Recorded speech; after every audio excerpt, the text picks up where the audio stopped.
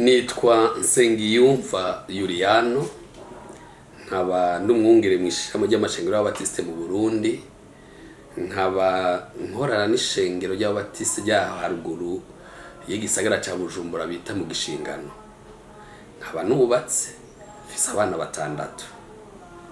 Ubuzima rukristo aha tubasanze ku kivi aho muri ubuzima rukristo mbega ngaha anye muri mukora ibi bintu nyene by'ijambo ry'Imana canke bamufise ibindi bintu canke kandi kazi mukora? Mu vy'ukuri umupastori ntiyemerewe gukora kandi kazi karenze ko umupastori, ariko naho bitemewe usanga twabikoze. Ko Bibiliya usoma mu vyakozwe n'intumwa 6, igihe mw'ishengero haba ingorane ngo intumwa zaricaye ziriyumvira ati ikibazo tugitorera umuti gute. Bavuga ati nimutora abantu bazofasha kugaburira boro, natwe tugume ku gikorwa cyo gusenga no kuvuga ijambo ry'Imana. Igikorwa cy'umupastori rero no gusenga, akiga Bibiliya kugira ronke icyo abwira abantu. Hakaba abandi bantu mu rusengero batogwa kugira ngo bafashe umwungere gukora ibikorwa by'iterambere no gufasha abandi mu ishengero. Uti none bigenda gute ngo abapastori bakora kandi kazi kandi bitemewe? Ico kibazo nari guhava ndakibabaza, ariko birangyoheye cyane kuko turi kumwe, bigaragara neza ko turiko turajana. Abariko baradukurikira benshi bagumye bibaza kubera iki ariko arabikora kandi ariko atwigisha Bibiliya, mbega ariko yisunga Bibiliya canke ariko aje inyuma ya Bibiliya? Muri Bibiliya umuntu yabikoze cyane ni Paulo. Abantu batabizi, Paulo ntiyari umupastori, yari umuvugabutumwa, agashinga amashengero, akasiga basigara barakora barafasha ishengero. Iki gihe cyacu turimo amashengero turongoye amashengero arimo abantu kenshi mvuge nti usanga bakenya uburyo, ku buryo gufasha umupastori ngo abeho ubuzima abandi babayeho bigoye.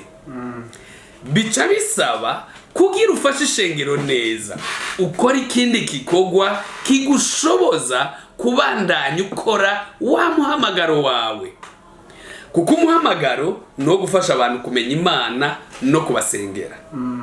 Iyo rero iburyo amafaranga abuze mu ishengero nivyo kubuza gukora umuhamagaro Imana yaguhaye.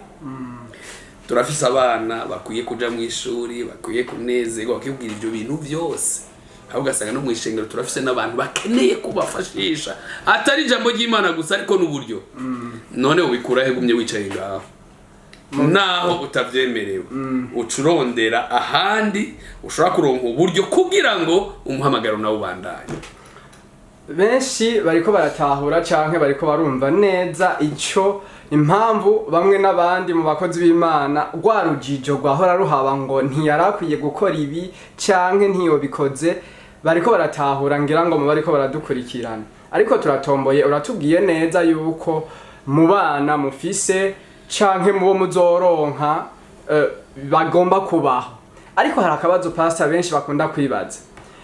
Benshi bariko baribaza yuko abana b'abapastori canke bamwe mu muryango bo mu ndaye mu pastori badakunda gukurikira impanuro z'abapastori z'abase wabo nkuko abarubungere, kandi abo bungere nyene bama bashikiriza izindi mpanuro mu miryango nko mu maseminari atandukanye canke mu nyigisho rukristo ukuntu mugenda muhanura. None abana bamwe n'abandi bavuga ngo uhuye n'umwana w'umupasiteri canke uhuye n'umwana yarerewe aho hantu bakubwira ngo bakunda gukoresha kamvugo ati ubo nta kintu arimwo canke nta nico azovamwo. Mbega mubibona gute? Niko biri canke aho bahari ingorane iyi?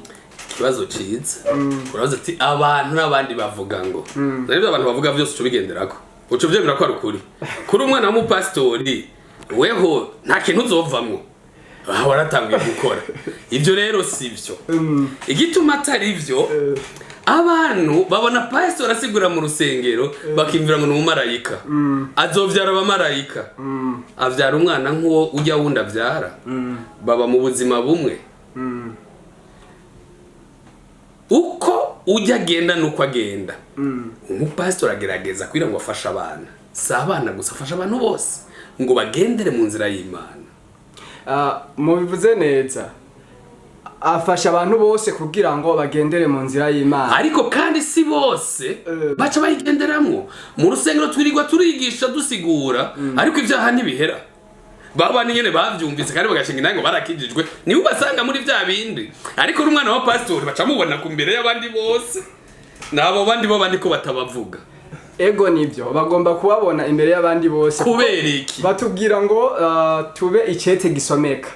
Kandi iyo bija hose nkuko mu Kirundi babivuga gato ngo umweru bibukuru ukagira nte ugakwira isi yose.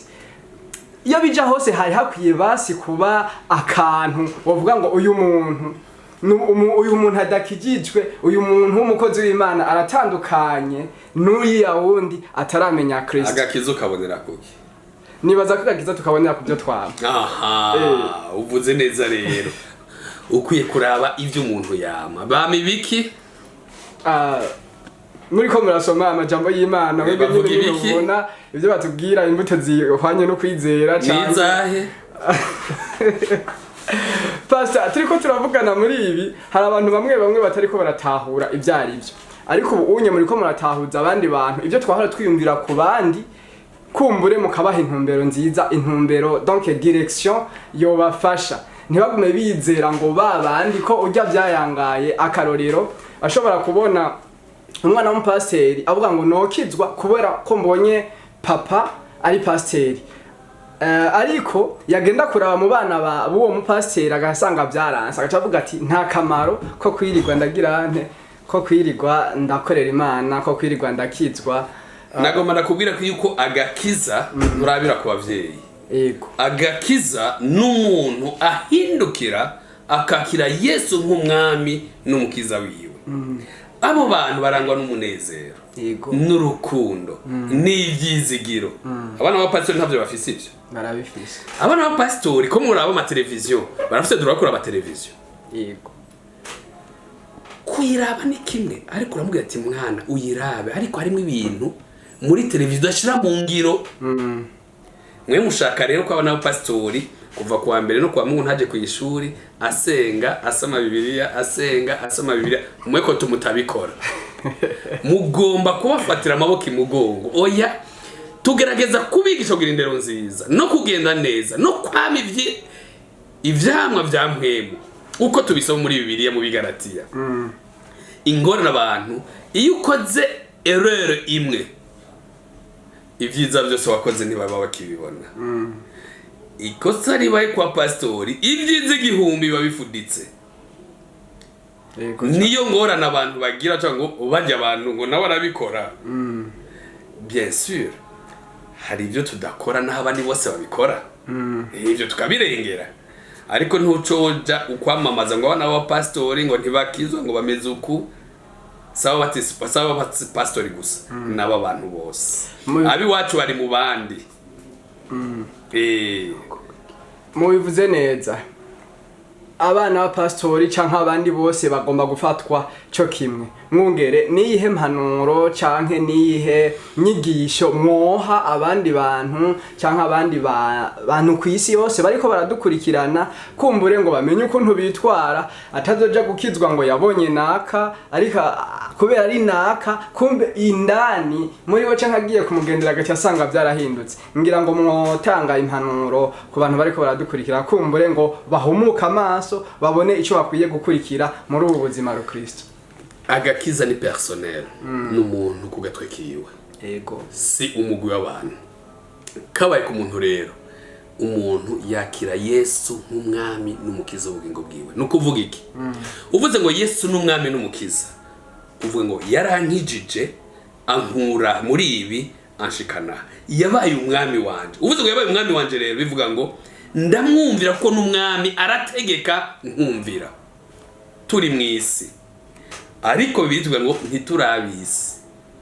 Turagendagenda hari ibyo dukenera abandi bose bakenera, ariko uko tubikora biba bitandukanye nuko abandi babikora. Tuba dushaka rero kugenda nk'abana b'umuco. Ivyama vyamuhemu yera ko Yesu abivuze ngo muzobamenyera kuvyo bama.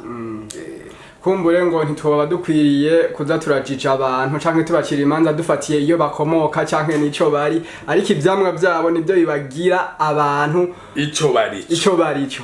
Murakoze cyane mwungere, mu nkundire ndabashimire kuri aka karyo mu mpaye. Murakoze namwe, karibu n'undi munsi. Nizera neza yuko ikindi gihe tuzobasanga ngahanye canke n'ahandi muriko murakora ibikorwa bitandukanye cyane gose. Bakunzi ba radio televiziyo Ijwi ry'Abatiste, ndabashimiye cyane ukuntu mwariko muradukurikirana, kumbure bamwe n'abandi twagiye turatahura. Murakoze mwongere mwosezera bariko baradukurikirana, kumbure ikindi gihe tubikoze ko mukazogaruka. Murakoze cyane abatukurikiye mwese, Imana ibahezagire, mugira ibihe vyiza, ariko nabo basaba turangirize mu gusenga. Ego cyane. Imana ishobora vyose, ishimwe n'icubahiro n'ivyawe, niwe muremyi w'isi n'ijuru n'ibirimwo vyose, ni ufise abantu bose mu biganza vyawe. Dufashe ko twemeye umuhamagaro wawe, tugenda uko ugomba, ngo tubere umuco mwiza isi, tubera akarorero abantu batwigirako. Uhezagira abateguye ikiganiro, uhezagira abo bose bagiye kutumviriza no kukiraba. Ubuntu bwawe n'imbabazi vyawe n'amahoro yawe bibe kuri bo, tubisavye mu izina rya Yesu.